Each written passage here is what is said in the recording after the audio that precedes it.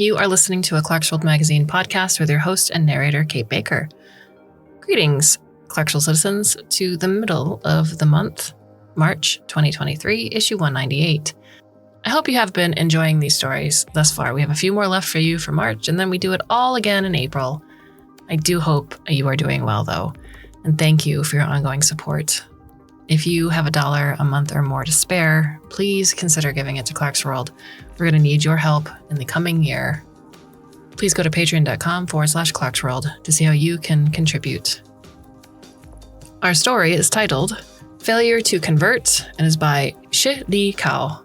Shih-Li Kow is a former chemical engineer and real estate manager. She is the author of a novel, The Sum of Our Follies, and a short story collection, Ripples and Other Stories. Her short fiction has also been published or is forthcoming in Fusion Fragment, Parsec, Flash Fiction Online, and elsewhere. She lives in Kuala Lumpur, Malaysia.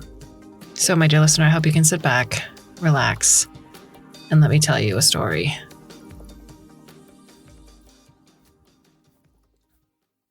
The second time I met Jin, she was in a junkyard. I tracked her signal through stacks of rusty machinery, half-cut cars, wheel rims, and old tires to a shipping container cabin where she was assembling an egg-sized gadget under a magnifying glass. I said, "Jin, I'm Zakaria from Fila. Remember me?" She looked up and said, "You came for me after Nurul died. I often think of you, although I don't remember your face." She stared at me, clear-eyed and confident. She no longer had the dazed expression and sickly pallor typical of new clones. When we first met a year ago, she was barely 3 weeks out of the lab. After her sponsor Nurul died in a car crash, Fila's health surveillance system had picked up distress alerts from Jin's biochip, and I was dispatched to retrieve her. I found her alone in Nurul's house, disoriented and weak from hunger but thankfully unharmed otherwise. She had been given some basic Fila uploads, language and life skills, but her real-time experiences lagged far behind her biological age. Skittish and glitchy, she was what Fila called a juvie, an immature clone with a child's mind in the body of a young adult. "I'm sorry about your sponsor. I'm afraid I don't remember her. We never completed our bond and imprint process together, and whatever faint memories I had of her were wiped out by my new uploads. Tell me, did you buy me chicken biryani before you delivered me to Pack?" "Yes, I did." "Strange, I should remember that. I should have thanked you. That was the last good meal I had for a year." I smiled. I had spent 3 years at Pack, or Fila's assimilation center, myself, and survived the botched curries and odd concoctions served by the kitchen bots that had been reprogrammed too often by the residents. "What are you doing here, Jin?" The office said she had stolen a bicycle and run away from Pack. Run away was perhaps too dramatic. Although Pack was on a plantation with nothing for miles around except oil palm trees, it was not a prison, and she had not been held against her will. Everyone stuck with the program until they received all their uploads and passed their conversion exams. I could not understand why Jin had left. "I'm making gadgets. Can I sell you something?" She swept her arm around the room. "A cycle dynamo kettle? A handy little cobweb cleaner bot?" I pointed at the device on her table. "Is this what they're teaching in Pack these days?" "Nah, I learned nothing there except how to skip out of the most boring sermons on the planet." She had clearly optimized after her year-long stint at Pack. This confident and articulate Jin had replaced the tearful juvie clinging to her teddy bear for comfort. "They're waiting for you to take your conversion exams in Fila." "Huh! The divine powers in Fila say I'm ready for the test of humanhood. Sorry, I don't want a convert stamp on my ID." Her flippant attitude surprised me. Convert status was the holy grail of all lab clones. Clone embryos carried to term by surrogate mothers were considered natural-born, but not lab clones cultivated in synthetic wombs and jump-started with neural uploads. Lab clones had to be certified through conversion exams before they were recognized as legal persons. Until then, they were the limited lifespan property of their sponsors. "Why not, Jin? Your chip will be switched off. You can get a proper job, start our real life? Pack put me in housekeeping training. They told me I had a job waiting for me at the Mandarin Oriental. I'd rather die than make hotel beds my whole life. All the more reason you should take the exams and do something you like after you convert. You can go to school if you want. She rolled her eyes and stuck out her tongue to show her aversion. Zakaria, you're quite the poster boy for Phyla, saying all the right things. She cocked her head and squinted at me. I'll be damned. You're a lab clone too, aren't you? I can hardly tell. If I weren't one myself, I'd have thought you were natural born. Before I could reply, a man came into the cabin with a crate of metal parts. He ducked under the doorframe, and when he straightened up, his head grazed the ceiling of the cabin. The visitor said, Hey, Jin, come join us at the bar. Show us decanting a new batch of rice wine. Bring a friend. Zakaria, meet Lau. Lau, Zakaria. Lau studied me for a few seconds, and I turned away, conscious of being caught staring and unnerved at being scrutinized so openly in return. This is my new family, Zakaria. Take a good look at them while I get us some drinks. Outside, a group of people inspected an engine under the raised hood of a rusty car. Another group clustered around a makeshift bar built on flatbed truck. To my astonishment, every one of them, including the towering Lau, was a lab clone.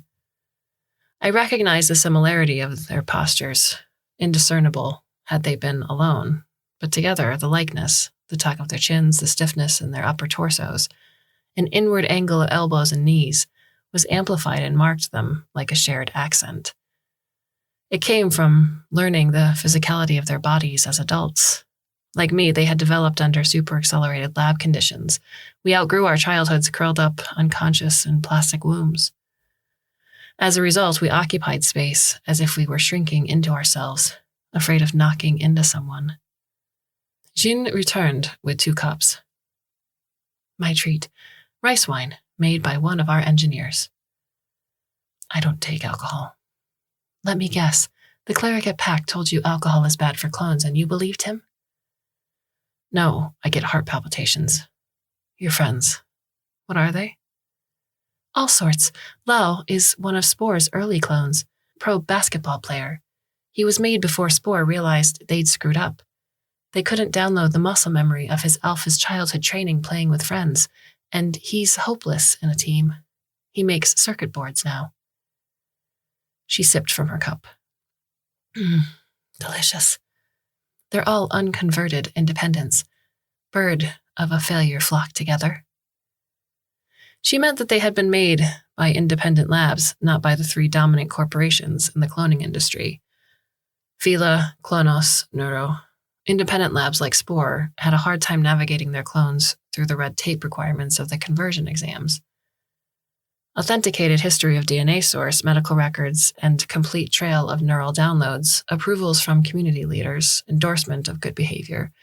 The list went on for proof of what Jin had called humanhood. The costs and bureaucracy were insurmountable without the connections Phyla provided. You're not an independent, Jin. You don't have to be here.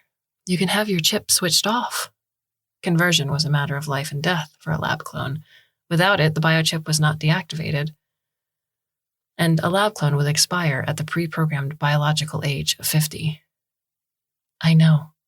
I'm top of the line, Phyla. I shouldn't be hanging around with independents and losers. I should convert, get a job, a bank account, health insurance, be a good employee and grateful taxpayer like they taught us at PAC. What were you, Zakaria? I mean, who was your alpha? Lau swears he's seen you before. Were you an actor or someone famous? She grinned and raised her cup. You look it. The beard and those dorky glasses are not much of a disguise. I felt a blush warm my face. Oh, come on, tell. We're all stuck with weird pasts that belong to someone else. Her liveliness was persuasive, and with embarrassment, I revealed that my alpha was a singer-actor named P. Romley. She was too young to recognize the name, but Lau would. P. Ramley's DNA stock was auctioned after his death, and Phyla made 6 clones for a company that specialized in resurrection concerts. 6 of you?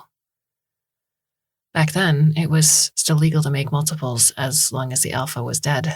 The law has been changed since then. Oh, thank goodness there's only one at a time allowed. Were you all identical? Only in appearance. Once we started developing our behaviors, we couldn't have been more different. I didn't even feel like we were brothers. I was told number 2 had the closest personality to Alpha. I was number 4, the runt in the litter. I couldn't stand the noise and the concert crowds. And you went back to Fila? My sponsor gave up on me? I wasn't making the company any money, and my therapy was too expensive. You were dumped. I'm sorry, that's awful. That's worse than my sponsor dying on me. We've got to stop letting them treat us like garbage. I paused to catch a few breaths and smooth out my stutter, which surfaced when I was flustered.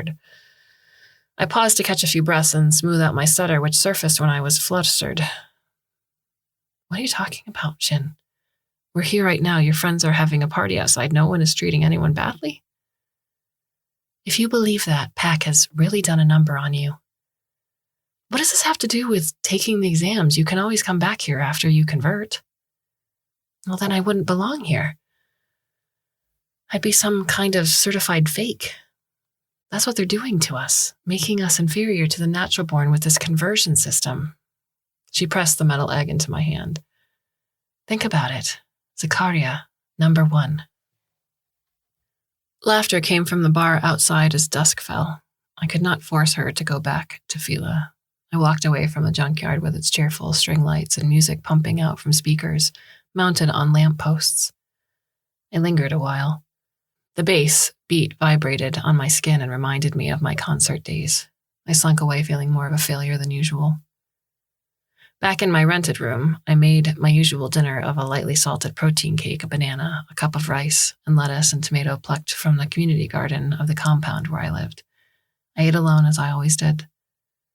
The gift from Jin sat on my table, shiny and out of place amongst my drab furniture. I pressed a button on the gadget. The metal egg unfolded 6 legs and shook out its wings. It flew up to the ceiling in a mechanical whir and crawled along the edges of the ceiling, rotating its brush-like antenna and rolling cobwebs into little balls. After it had scuttled along all the edges, it fluttered back to where I first released it and waited like an obedient mechanical pet.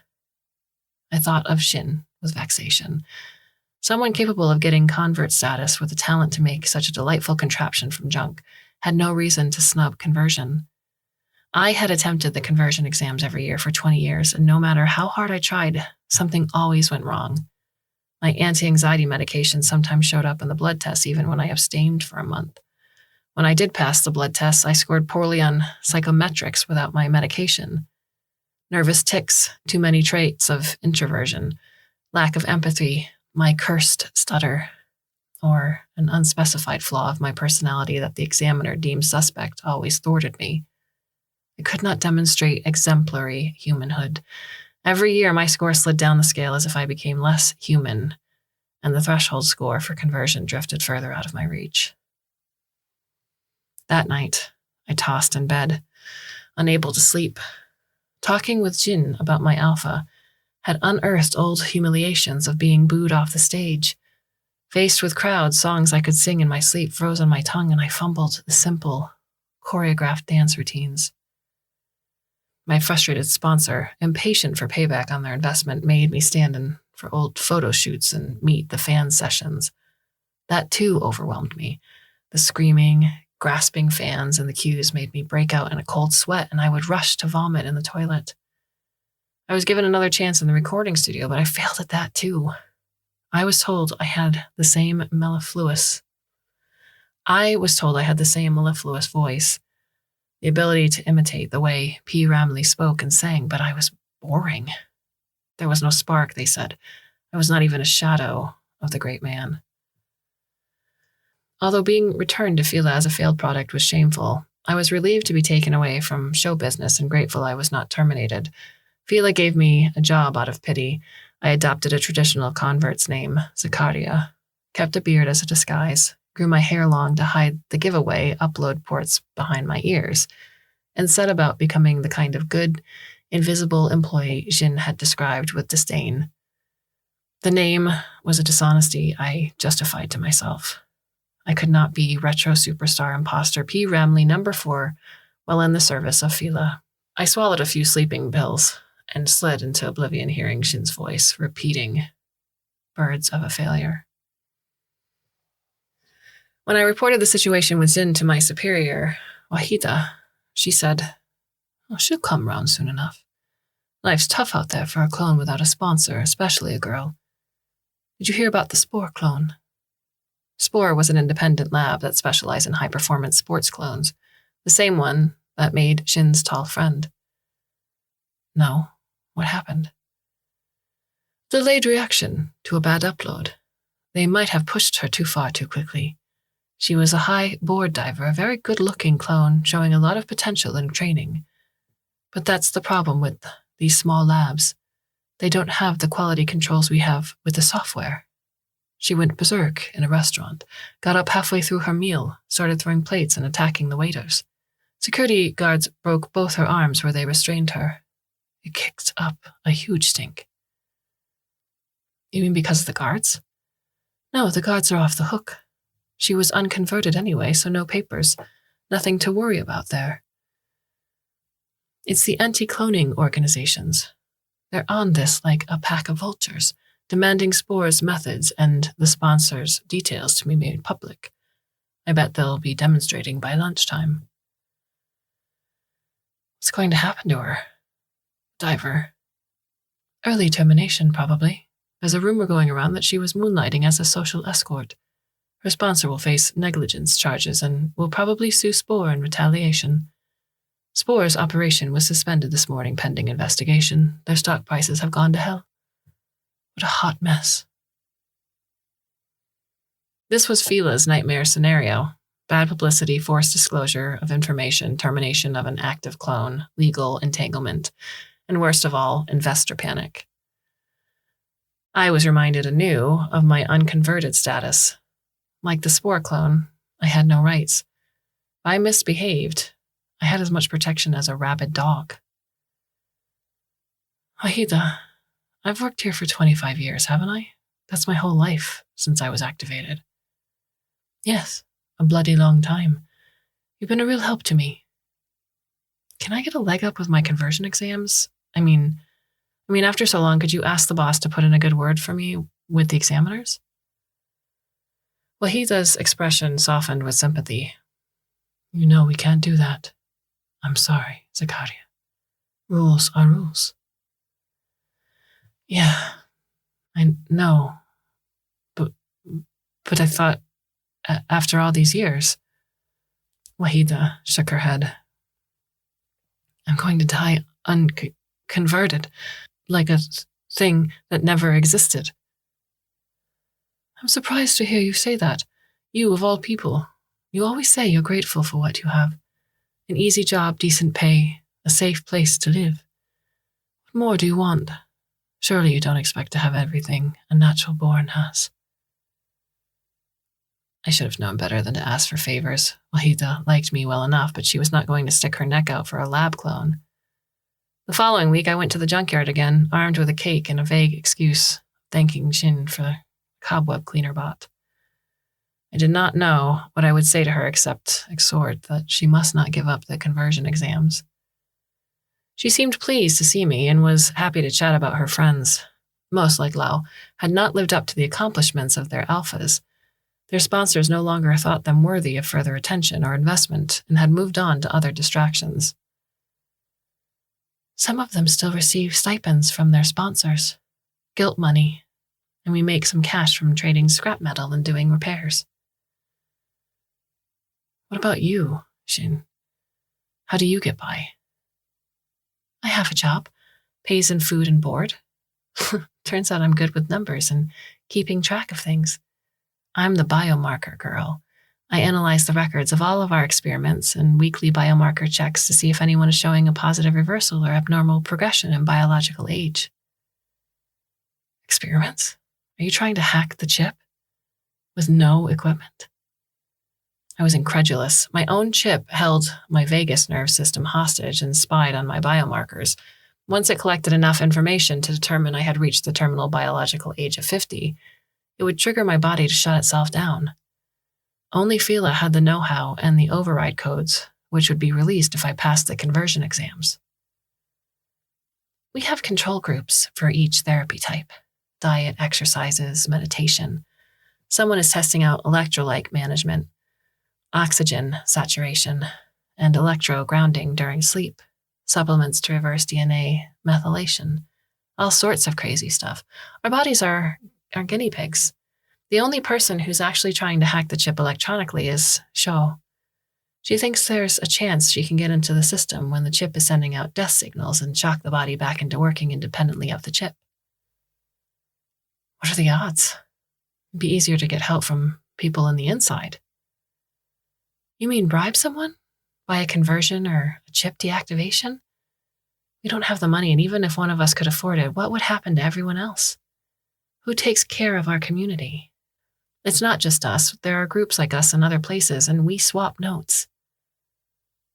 Is anything working? Can't tell for sure, but every little bit helps.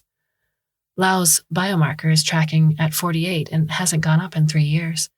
There's a woman in another cluster who's recording an age reversal. We're keeping our fingers crossed to see if her results are stable. Her eyes brightened with excitement. You could convert and still do this. That would make me a hypocrite and a bad test subject. That's just silly. No. Just knowing an epigenetic clock is ticking away inside you influences your lifespan like a self-fulfilling prophecy. Someone's working on a hypnosis program to get around this. If I converted and Fila turned off my chip, my body would no longer be the same. Oh, there's so much going on, but these are poor clone problems. You don't have to worry, you're converted. You can live to a ripe old age. I was too ashamed to tell her the truth. The last time I succumbed to curiosity and looked at Fila's health monitor, my heart was 45 and my kidney 47. Jin's friend drifted in and out of the cabin. Lau came over to shake my hand, and a few minutes later, a familiar song started playing over the speakers. Startled, I jumped to my feet.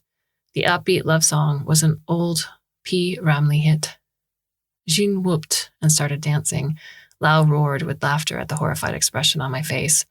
And after a while, the humor got to me too. I had not laughed for a very, very long time. And again, Jin refused to return to Fila to take her conversion exams. This time, I was not at all surprised. Wahida dismissed Jin's refusal as a case of teenage rebellion. She'll be back when she gets tired of slumming around with the independents. You can talk to her again in 6 months. Wahida was watching the news. Maybe she'll be back earlier. Things are getting heated out there. These anti-cloning demonstrations are evolving into clonophobic rallies, and the crowds are getting bigger. Best keep your head down, for your own sake, Zakaria. I continued my visits to the junkyard without telling her. Jin's friends lost their suspicion of me, and they let me sit in a corner observing the goings-on of their small, self-contained world. The trading and scavenging of parts, repairs, modifications of all manner of machinery, the cooking in their common kitchen, ping-pong, card games, parties. I listened to them talk about their biomarkers and organs like pets that needed coddling. I did not believe this ragtag bunch of independents could outsmart the systems that created them, but I kept my opinions to myself. Their optimism was infectious. I learned to drink a little of their sweet rice wine, accepted the good-natured ribbing when they blasted a P. Ramlee song, and I would go home buoyed by music, laughter, and an alcoholic buzz. On one of my visits, Jin asked if I would take her back to her sponsor's old house in a small town, 3 hours drive away. Lau would come along. It'll be fun, she said. The 3 of us on a road trip in Fila's car, like truant school kids. Before I knew it, I had agreed and was thinking about charging the car.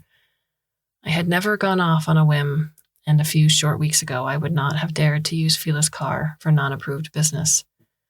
I was more excited about the trip than I cared to admit, and I recognized that it had everything to do with Jin. In the car, Jin said she had been searching for information on our alpha. She was my sponsor's co-worker at university. They worked on some research together, mostly about reproductive cycles of insects. And they're both dead now? That research must be jinxed. Why would someone pay out a ton of money to make a bug lady? It's not as if you come preloaded with all the bug science, Lau said. I don't know. She counted off her fingers. Not for love. Not for talent. Not for sport or entertainment like you two. Not for medical reasons, not even for sex. Well, maybe it was for love? Who knows? Have you ever asked, Fila? They said I was a private commission and they didn't ask too many questions. There's nothing interesting in my files, just the usual disclaimers and medical records. I hope I'll find something in the house that I can take to the university and start inquiring about the two of them. People at the university are going to freak out when they see you, Lau said. Woo, woo, here comes the bug lady ghost, woo, woo. She started singing and Lau joined in, off-key and loud. I hummed along and the dull view outside flew past in a blur of trees and tarmac. I did not remember ever being this light-hearted, this near happiness in the company of others. The miles went by quickly and soon we were at Jin's first home where I had first met her. The grass around the house had grown waist-high, and the potted plants in the garden were choked with weeds. Inside, posters of insects in their various life cycles plastered the walls. Dusty books, maps, and magnifying glasses were strewn on tables and chairs. Jin loves Neural was scribbled on a board in a child's clumsy capital letters that I guessed were Shin's early handwriting. Lau sneezed and said, This place is going to set off my asthma. Going for a walk, check out the neighborhood. We'll meet here before dinner, okay? We'll go eat together. She disappeared into the bedroom to start poking around. I leafed through a few books on botany and insects. As the day cooled, I sat outside looking at the overgrown garden, enjoying the unfamiliar environment and the insect sounds. I pushed the thought of misappropriated Shih-Li Kow to the back of my mind. I would make up an excuse if Wahida found out. A wrinkled, elderly face peered over the fence and said, Hey, brother, do I know you? I've never seen you around here before, but you look familiar. Peace, brother. What are you doing? No funny business, eh? I'm here with Jin. She used to live here with Neural? The clone. She's here. That's bad news. This is a small town, brother. Everyone knows everyone. We have enough problems without motherless infidels. I'm not one to talk about the dead, but Neural should have never gotten involved with that kind of thing. I faked a cough and turned away. The last thing I wanted was to get into a discussion with a clonophobic neighbor. If I were you, I'd take her back to where she came from before there's any trouble. She's not welcome here. She won't cause any trouble. She'd better not. He went back into his house, muttering curses. I remembered what Wahida had said about keeping my own head down. After the incident with the spore clone, there had been weekly anti-cloning marches in the city. Jin, have you found anything useful? We should leave soon. Yeah, some papers that I'll take home to read and a computer, but look what I found. This is a moth trap. She carried a box with a funnel top and a light bulb above it. I remember I used to do this with Neural. The moths will think the light is the moon and they'll come to it. Then they'll slide down this funnel here and get trapped in their egg cartons below. What do you want with the moths? She rolled out an electrical cord and set the moth trap at the edge of the garden. She shrugged. To identify them by their names, that's all. I was thinking while I was going through Neural's things. Moths transform and emerge alone from their cocoons. They never meet their parents. They live short, beautiful lives, kind of like us. I know it sounds childish, but I think that there's a message in there from my alpha and Neural, if only I understood it. We're not moths. What are we then? Human, mostly. So why do we need to pass an exam to become one? She switched on the light atop the moth trap. Anyway, I'm done with this existentialist crap. Now I'm hungry. Let's find food. Where on earth is Lau? She called him on the phone, but he did not reply. I'll send him a message to meet us at the cafe by the river. We made our way to the riverside, and there was still no sign of Lau after the sunset. Jin's calls went unanswered. Worried, she said, "This feels off. He's been gone the whole afternoon and my calls are not getting through. Should we get help?" Help? From who? From the police or something. They're not going to accept reports about unconverted clones. We're not entitled to public services, remember? We could use your ID. Say he's a friend. Jin, we can't. I never converted. She looked at me as if I had lied to her. I said, "It's a long story. I'll explain it to you, but maybe we should just go back to the house and wait." Shit. I'm worried.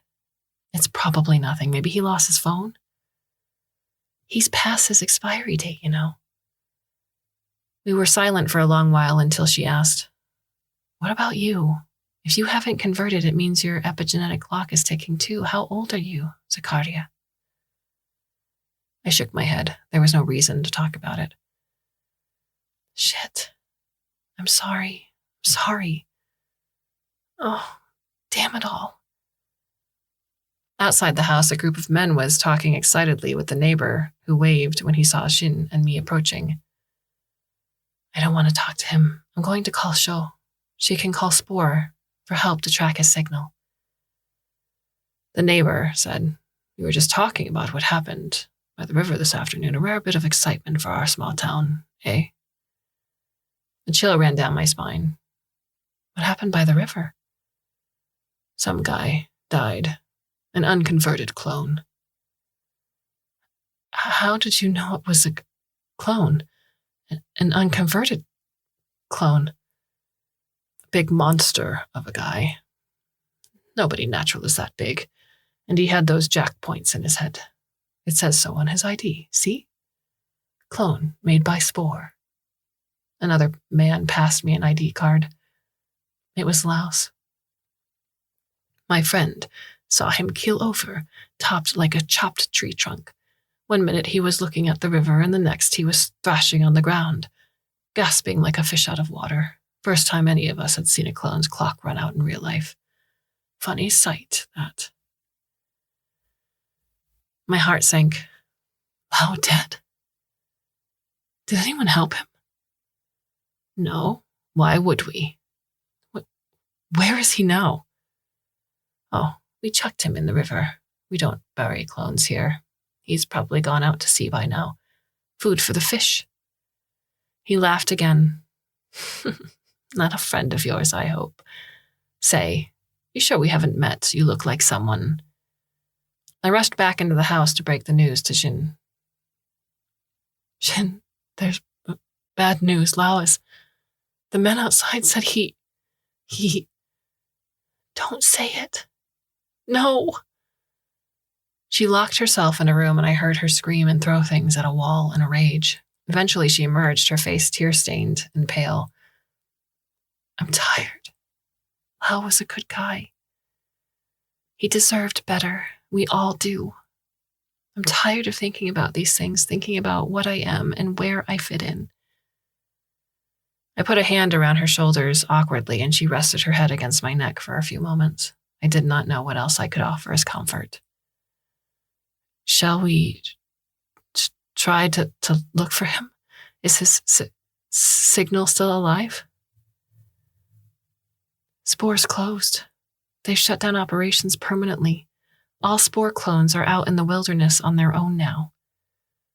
She swept a pile of books off the table in anger. I should have watched him. I'm responsible for checking his biomarkers. I should have let Shou monitor him. He should have tried her hack. I never should have come here. She went to her moth trap, kicked it over, and stamped on the egg cartons where the moths had collected. How dumb can you be to think a light bulb is a moon? How stupid do you need to be to live like that? Stupid moths! She looked at me with glittering eyes. This is the most human I have ever felt.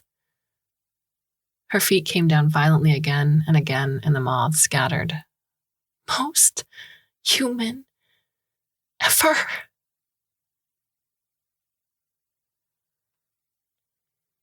Lau's death did not make the news. He was just another unconverted clone whose permitted lifespan had run out.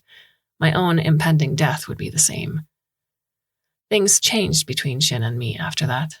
In some inexplicable way, I had betrayed her.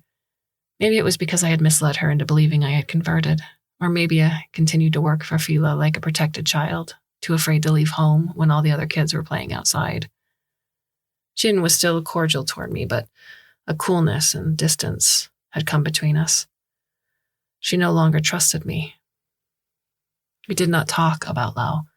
Although I tried not to think about his death, I could not help wondering whether his clock had, in fact, run out the day by the river or if it had been more sinister. I avoided imagining a mob descending on Lau, beating him to unconsciousness and throwing him into the river to drown. I told myself people were not violent without instigation, and Lau was too gentle to start a fight. His death was natural. It was on schedule. Rules were rules. I kept up my visits to the junkyard and volunteered for their group experiments. Jin's friends turned me down. I had become an outsider again. Everyone now knew I was unconverted, and ironically, it worked against me. They saw me as an opportunist, a Phila insider who was there only for my own benefit, trying to take advantage of their research. My relationship with Jin was not the only thing changing. The anti-cloning movement, now fronted by fiery clonophobes, waving religious flags, was getting more strident. Messages and videos filled with hate and threats circulated everywhere. Footage of juvies in their unoptimized state were leaked. The clips were edited to make the juvies appear threatening like strange, inhuman bodies capable of dangerous behavior. A stencil of a girl stabbed by a knife in her double helix head was sprayed on the perimeter wall of Phila's offices. This graffiti symbol of clonophobia appeared all over the city. In a counter-campaign, a group of independent clones had become bolder in demanding for epigenetic clocks to be removed and the biochip to be outlawed. They called for boycotts of the conversion exams, advocating equal rights for all clones and natural-born. The city felt uncertain and divided, and I existed in the fuzzy middle ground. I came home one day to find the building manager of my rented room waiting for me. "I'm sorry, Zakaria. I'm going to have to ask you to move out." "Why? I've lived here for years and I've never missed my rent." "I've been receiving complaints." "What kind of complaints? I don't talk to anybody here." "They say you, steal the vegetables from the community garden." The accusation was ridiculous. I had been taking vegetables from the garden ever since I moved here. A few leaves, a tomato, always a small one, some long beans. I never took more than I needed for one meal. Everyone who lived here did the same. I contributed seeds and soil every month. I left money in the collection tin. No one had ever complained before. I told him so. "Zakaria, you know I'm not against clones. You've known me a long time, brother. I'm not like those guys out on the streets with their slogans and all, but this is what the residents want. They think it's better not to have an unconverted clone living here. They think it's just asking for trouble. I'm sorry." "How do they know I'm unconverted? You're the only person who's seen my ID." "Don't make it difficult, Zakaria. We've treated you as one of us this entire time, but there's trouble coming and we don't want any of it. 2 weeks. You don't even have to pay rent." A week later, 2 groups of protesters clashed in the city. An independent clone was killed. I watched the news anxiously, looking to see if I would glimpse a familiar face in the news footage. I did not. I made another visit to the junkyard. It would turn out to be my last. Obscenities, death threats, and crude clonophobic messages were scrawled on the walls. A mound of tires was smoking after a fire, filling the air with an acrid smell of burnt rubber. There was no music. The mood was somber and tense. What happened? Looks like our fans know where we hang out. We have to move. She did not say where they were going, and I did not ask. I never saw Jin again. I could have tracked her down through Fila's system. Her signal was still active, but I knew I would not be welcome. I told Wahida that I had been evicted from my room, and in another act of charity from Fila, I was transferred to Pack. Fila's order books for new clones had slowed, and there were vacant rooms. I could live there and help out as a caretaker of sorts. Don't say we didn't take care of our own.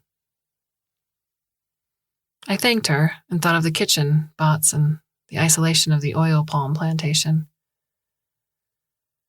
People are not commissioning clones until temperatures cool. There's talk about new legislation and controls. I don't know if we'll ever get back to where we were. You mean Fila's going to shut down? Not the parent company, but we might just stop making lab clones. That seems to be the one thing that's driving everyone crazy. People are less angry about natural-born clone babies. We could just focus on the womb work and AI biodroids. That's the next big thing. Who knows, Zakaria? You might be the last of your kind. The end of a golden era of biological lab clones. If you're lucky, maybe they'll announce a blanket conversion for all lab clones, and the industry agrees to stop making new ones. That could be a compromise between the anti-cloning and the clone rights groups to keep the peace. Everyone gets what they want, and we move on.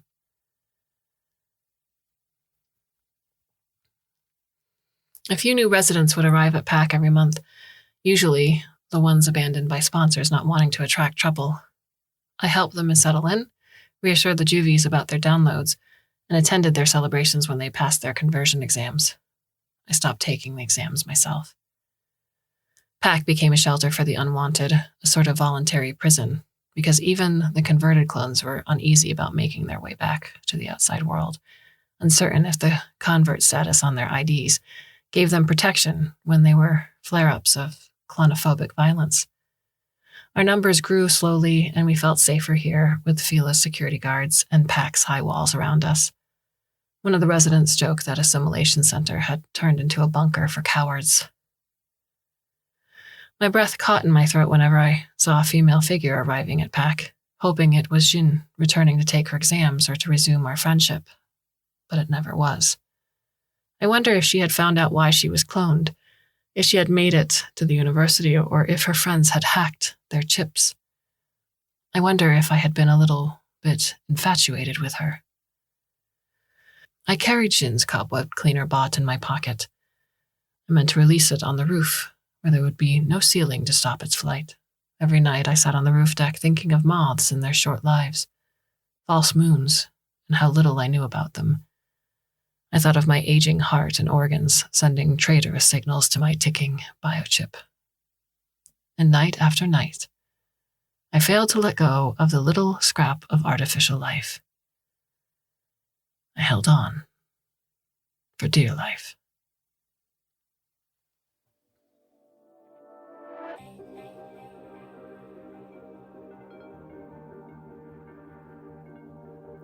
Thank you for spending this time with us on yet another Clarkesworld story. We have a few more left for you for the month of March. I do hope you can come back when you so should choose. And until then, my dear listener, I bid you a very fond and hopefully very temporary farewell.